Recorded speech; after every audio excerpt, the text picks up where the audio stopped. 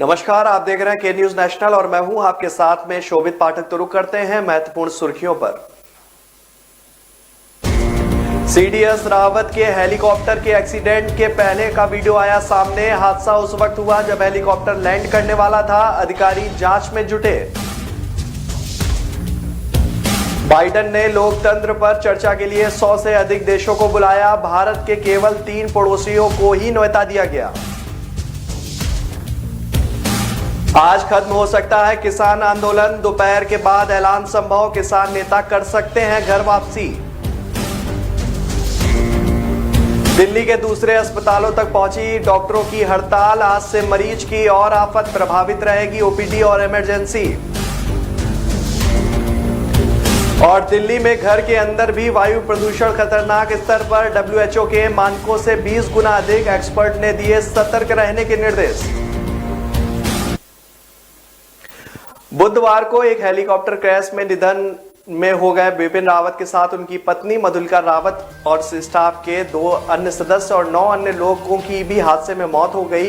यह हादसा उस वक्त हुआ जब हेलीकॉप्टर लैंड करने वाला था। दुर्घटनाग्रस्त होने के पहले हेलीकॉप्टर का एक वीडियो सामने आया है। वीडियो में देखा जा सकता है कि कैसे जहाज कोहरे से बाहर निकला और आसमान में दिखा। कुछ सेकंड्स के वीडियो में से यह स्पष्ट हो रहा है कि घटनास्थल का मौसम खराब था। इस वीडियो में कुछ स्थानीय लोग भी दिख रहे हैं। उन्होंने जब हेलीकॉप्टर के आवाज सुनी तो उसी ओर से देखा गया। गौरतलब है कि पहाड़ों में मौसम कभी भी बदल सकता है। हालांकि हेलीकॉप्टर को जब भी उड़ान के लिए तैयार किया जाता है तो उसमें सभी पैरामीटर्स पर को चेक भी किया जाता है। आधिकारिक सूत्रों ने बताया कि प्रमुख रक्षा अध्यक्ष सुबह 8:47 पर पालम एयरबेस से भारतीय वायुसेना के एम्बरर विमान से रवाना हुए थे और सुबह 11:34 पर सुलूर एयरबेस पहुंचे थे। सुलूर से उन्होंने MI-17V5 हेलीकॉप्टर से करीब 11:48 पर वेलिंगटन के लिए उड़ान भरी हुई थी। उन्होंने बताया कि हेलीकॉप्टर दोपहर 12:22 बजे दुर्घटनाग्रस्त हो गया।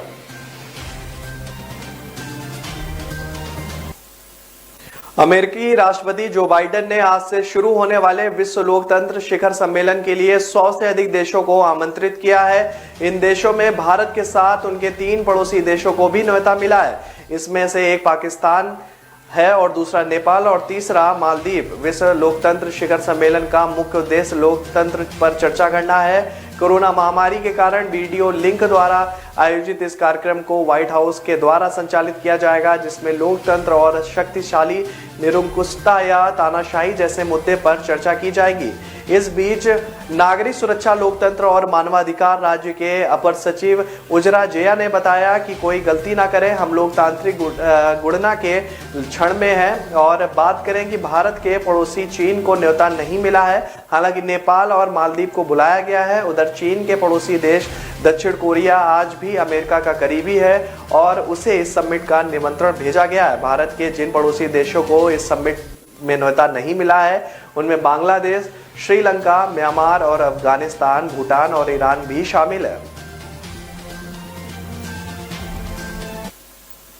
करीब 1 साल से भी लंबे वक्त से दिल्ली की सीमाओं पर प्रदर्शन कर रहे किसान आज घर लौटने का ऐलान कर सकते हैं। किसानों और सरकार के बीच सहमति बन रही है। संयुक्त किसान मोर्चा ने बुधवार को कहा कि उनकी लंबित मांगों को लेकर केंद्र ने संशोधित मसौदा प्रस्ताव पर आम सहमति बन गई है और आंदोलन के लिए भविष्य की रणनीति तय करने को लेकर बृहस्पतिवार को बैठक की जाएगी। यह बैठक दोपहर में की जा सकती है और इसे सिंगू बॉर्डर पर इसको किया जाएगा। इसी बैठक के बाद किसानों के घर लौटने का ऐलान किया जा सकता है। सूत्रों का कहना है कि नए मसौदा प्रस्ताव पर सरकार की तरफ से औपचारिक संदेश प्राप्त होते ही किसानों का आंदोलन तुरंत समाप्त कर दिया जाएगा। किसान नेता और एसकेएम कोर समिति के सदस्य गुरनाम सिंह चड़ूनी ने कहा कि लंबित मांगों के संबंध में केंद्र सरकार की ओर से प्राप्त हुआ प्रस्ताव का मसौदा स्वीकार करने योग्य नहीं था, जिसके बाद केंद्र ने बुधवार को नए सिरे से प्रस्ताव का मसौदा भेजा है। एसकेएम के सूत्रों के अनुसार भेजे गए नए प्रस्ताव में स्पष्ट किया गया है कि न्यूनतम समर्थन मूल्य एमएसपी पर बनी सहमति से सरकार एसकेएम के सदस्यों को शामिल करेगी और उत्तर प्रदेश, मध्य प्रदेश, उत्तराखंड और हरियाणा की सरकारें किसानों के खिलाफ दर्ज मामले तुरंत प्रभाव से वापस लेने पर सहमत हो गई हैं। दिल्ली में किसानों के खिलाफ दर्ज मामले भी वापस किए जाएंगे। डॉक्टरों की हड़ताल अब दिल्ली के दूसरे अस्पतालों तक भी पहुंच गई है। बृहस्पतिवार से राजधानी में मरीजों को स्वास्थ्य सेवाएं लेने और मुसीबतों का सामना करना पड़ सकता है, क्योंकि दिल्ली सरकार के 5 बड़े अस्पतालों में भी रेजिडेंट डॉक्टर हड़ताल पर जा रहे हैं। मौलाना आजाद मेडिकल कॉलेज के करीब 4000 रेजिडेंट डॉक्टर ने 9 दिसंबर से हड़ताल पर जाने की घोषणा की है। इसका असर लोक नायक अस्पताल, GB Pant super speciality, Maulana Azad दंत चिकित्सालय, गुरु नानक नेत्र चिकित्सालय इत्यादि पर भी पड़ सकता है।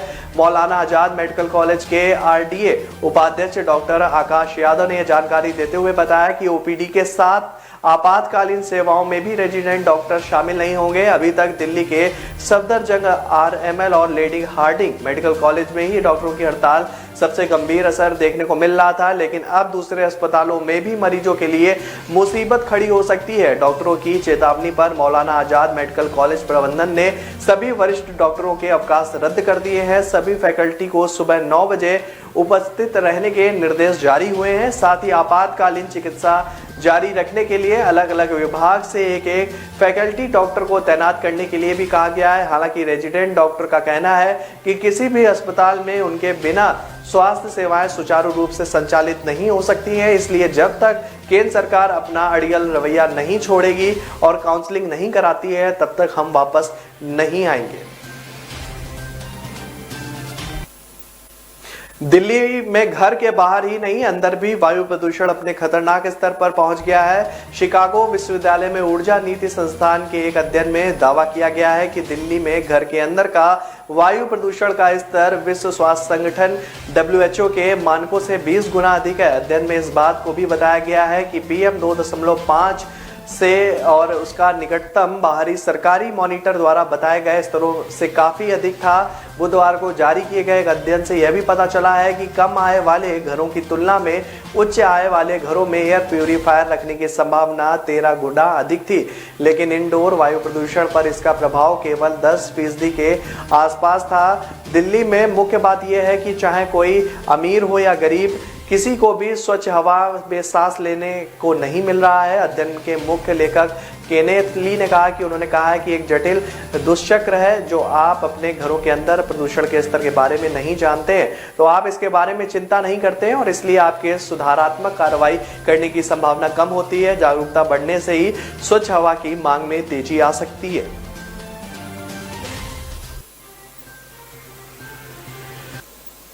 तो रुक रहा एक छोटे से ब्रेक के लिए, ब्रेक के बाद जल्द हाजिर होंगे।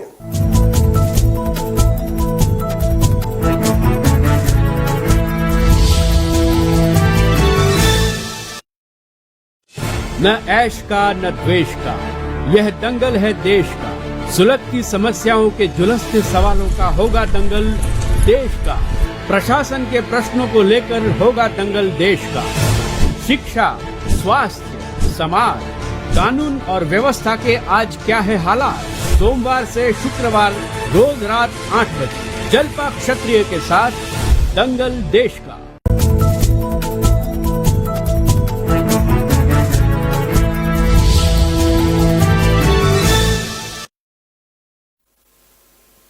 ब्रेक के बाद फिर स्वागत है आपका। रुक करते हैं आगे की खबरों पर।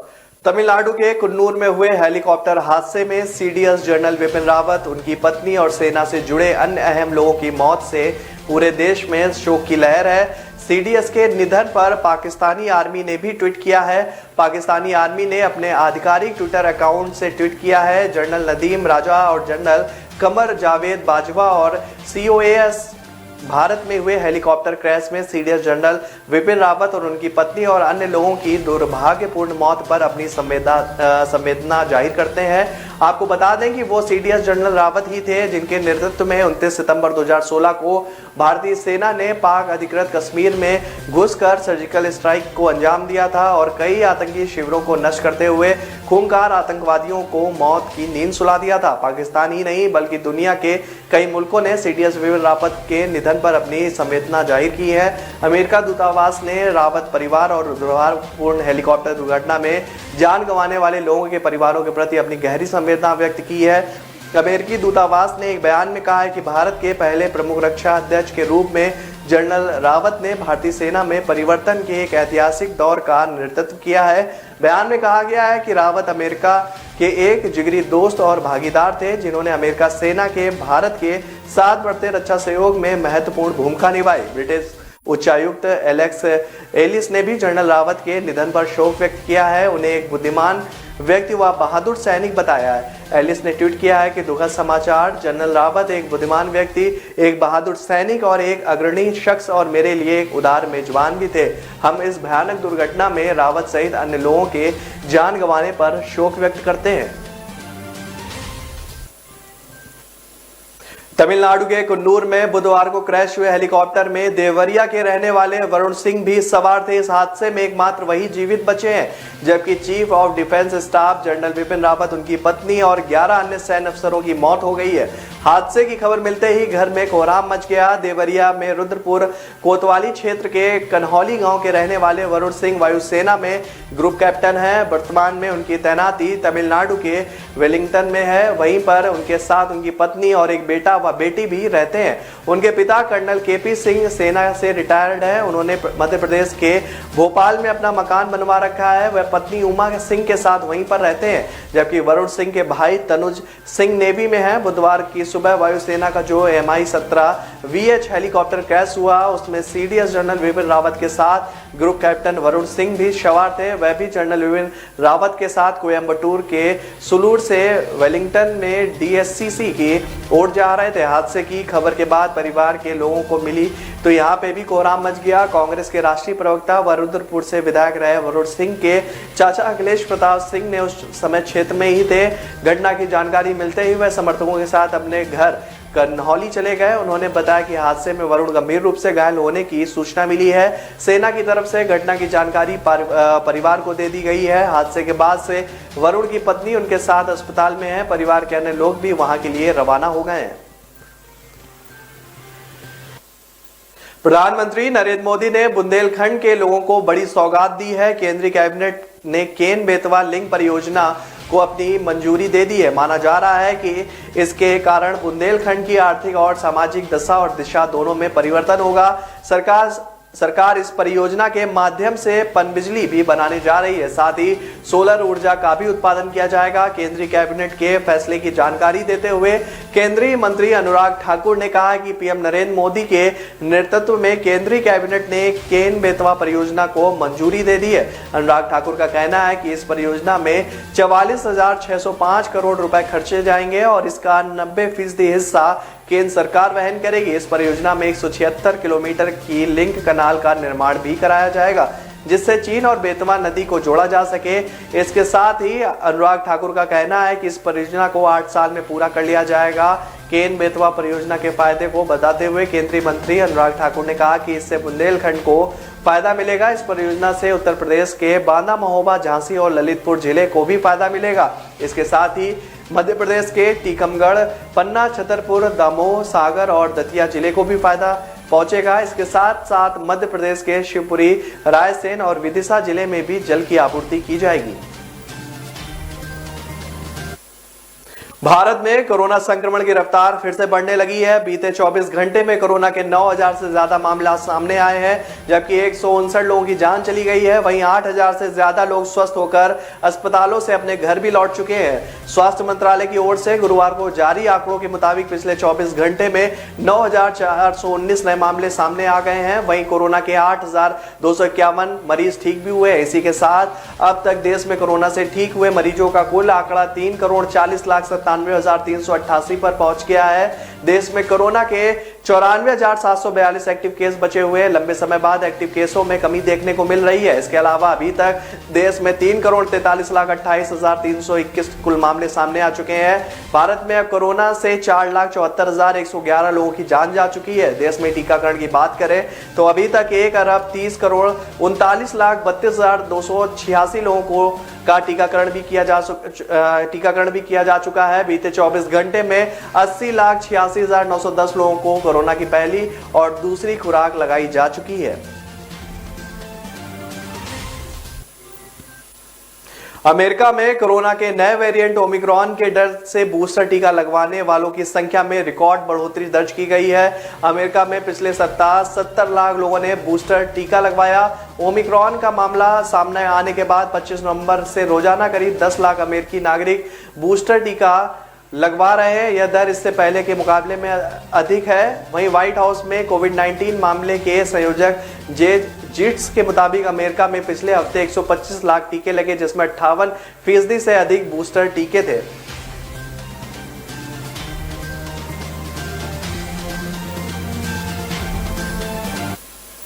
तो रुक रहा एक छोटे से ब्रेक के लिए। ब्रेक के बाद जल्द हाजिर होंगे।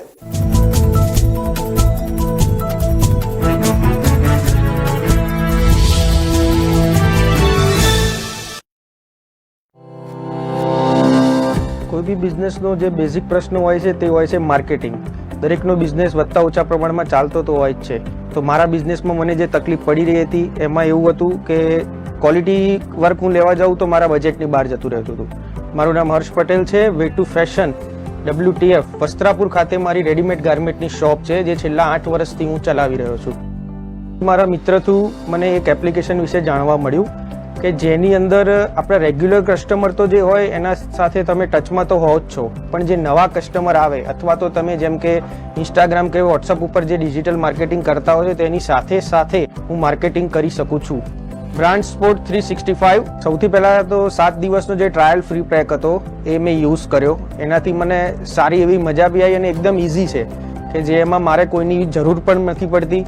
હું મારી જાતે મારું માર્કેટિંગ કરી શકું છું. એ ફીચર્સ મને બહુ સારો લાગ્યો. ત્યારબાદ મને એવું લાગ્યું કે આપણે આના પેઇડ વર્ઝનમાં જવું જોઈએ, જે મેં લીધું પેઇડ વર્ઝન એનું.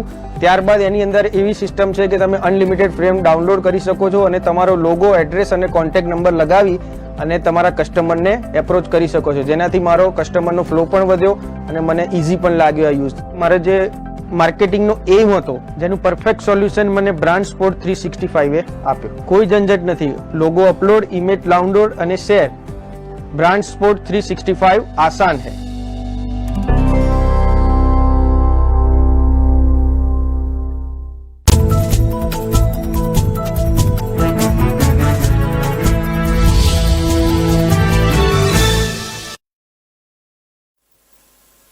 ब्रेक के बाद फिर स्वागत है आपका। रुक करते हैं आगे की खबरों पर। कल दोपहर तमिलनाडु के कुन्नूर में हुए हेलीकॉप्टर हादसे में देश के पहले चीफ ऑफ डिफेंस स्टाफ यानी कि CDS जनरल विपिन रावत और उनकी पत्नी मधुलिका रावत का निधन हो गया। आज विपिन रावत और उनकी पत्नी के पार्थिव शरीर को मिलिट्री विमान से दिल्ली लाया जाएगा। मिली जानकारी के अनुसार कल यानी शुक्रवार को जनरल रावत के अंतिम दर्शन के लिए उनका शव उनके आवास पर रखा जाएगा। लोग सुबह 11 से 2 बजे तक रावत को अंतिम सलामी दे पाएंगे। कल 2 बजे के बाद रावत के अंतिम संस्कार की प्रक्रिया शुरू होगी। उनके आखिरी सफर को कामराज मार्ग से शुरू होकर दिल्ली कैंटोनमेंट के ब्रार स्क्वायर शमशान घाट तक ले जाया जाएगा। वहीं मिली जानकारी के अनुसार प्रधानमंत्री नरेंद्र मोदी भी इस श्रद्धांजलि सभा में शामिल हो सकते हैं। विपिन रावत के निधन के कारण उनके गृह राज्य उत्तराखंड में 3 दिवसीय राजकीय शोक की घोषणा भी की गई है। वहीं राष्ट्रपति रामनाथ कोविंद, प्रधानमंत्री नरेंद्र मोदी, गृह मंत्री अमित शाह समेत तमाम विपक्षी नेताओं ने भी जनरल विपिन रावत और अन्य के निधन पर शोक जताया। दरअसल कल यानी बुधवार को CDS जनरल विपिन रावत अपनी पत्नी मधुलिका रावत और अन्य 11 लोगों के साथ नीलगिरी हिल्स के वेलिंगटन स्थित डिफेंस सर्विस स्टाफ कॉलेज के स्टाफ कोर्स के संज्ञान और छात्र अधिकारियों को संबोधित करने के लिए जा रहे थे। इसी दौरान तमिलनाडु के कुन्नूर के पास एक सैन्य हेलीकॉप्टर के दुर्घटनाग्रस्त हो जाने से उनकी मौत हो गई। तमिलनाडु के कुन्नूर में भारतीय वायुसेना के एक हेलीकॉप्टर के दुर्घटनाग्रस्त होने से chief of defence staff general Vipin Rawat और उनकी पत्नी का निधन हो जाने के बाद पूरे देश में जो शोक की लहर दौड़ गई है। BSP सुप्रीमो मायावती ने इस घटना पर दुख जताया है। मायावती ने ट्विटर पर लिखा है कि देश के सर्वोच्च 5 स्टार रैंक के पहले चीफ ऑफ डिफेंस स्टाफ व पूर्व सेना प्रमुख जनरल विपिन रावत सहित कई सैन्य अफसरों की आज तमिलनाडु में हुई हेलीकॉप्टर दुर्घटना से मौत अत्यंत दुखद व जबरदस्त क्षति है। मेरी गहरी संवेदना है। कुदरत उनके परिवार व अन्य सभी को इस क्षति को सहने की शक्ति प्रदान करे। जनरल रावत आर्मी चीफ से 31 दिसंबर 2019 को रिटायर होने के बाद देश के पहले जो है सैन्य अफसर बने हुए थे। दुर्घटना जो है ये तमिलनाडु में हुई है। हेलीकॉप्टर दुर्घटना में मौत की जो है वो बेहद जो है ये दुखद घटना है, जिस पर तमाम राजनीतिक नेता जो है अपनी शोक संवेदनाएं अपने ट्विटर हैंडल के जरिए व्यक्त कर रहे हैं।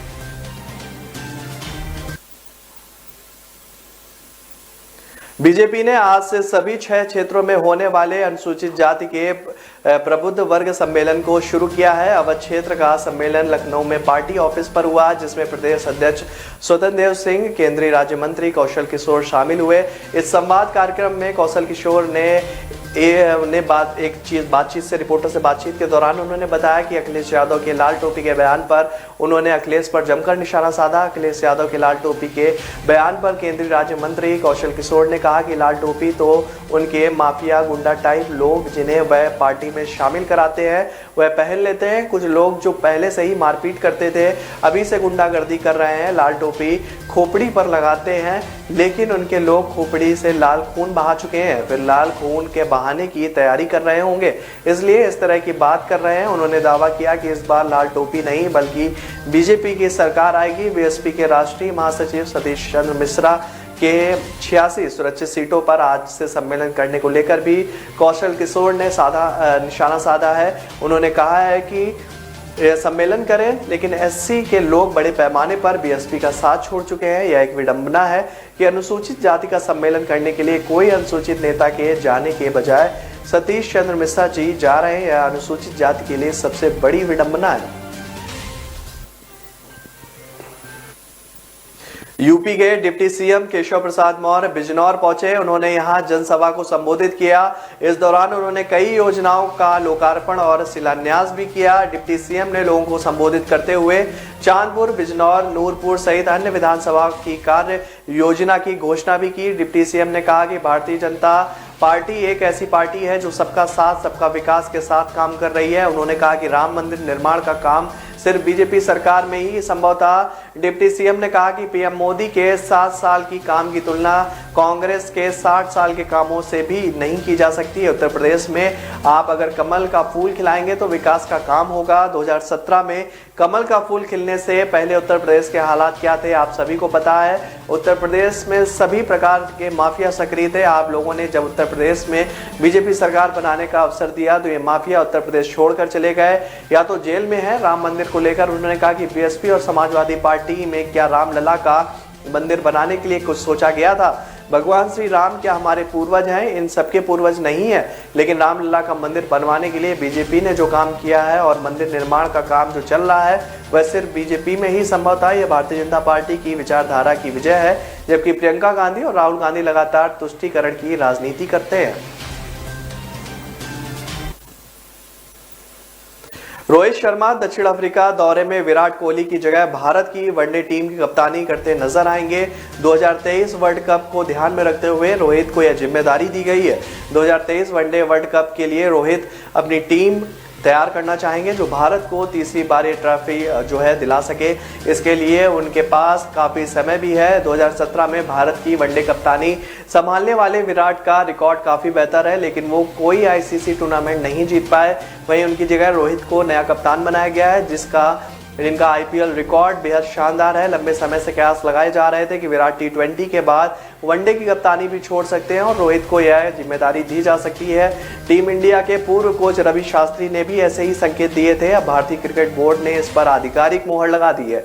आईपीएल में एक कप्तान के रूप में रोहित का रिकॉर्ड बेहद शानदार है। उन्होंने अपनी कप्तानी में 5 बार मुंबई इंडियंस को विजेता बनाया है। वहीं विराट कोहली अब तक एक बार भी अपनी टीम को खिताब नहीं जिता पाए हैं। कोहली की गैर मौजूदगी में जब भी रोहित को भारत की कप्तानी करने का मौका मिला है तब उन्होंने शानदार प्रदर्शन किया है। रोहित ने 2018 में भारत को एशिया कप और निदाहास ट्रॉफी में जीत दिलाई थी। इस दौरान उनकी कप्तानी काफी चर्चा में रही थी। तो फिलहाल इस बुलेटिन में मेरे साथ इतना ही। आगे की खबरों के लिए बने रहिए के न्यूज़ नेशनल के साथ। नमस्कार।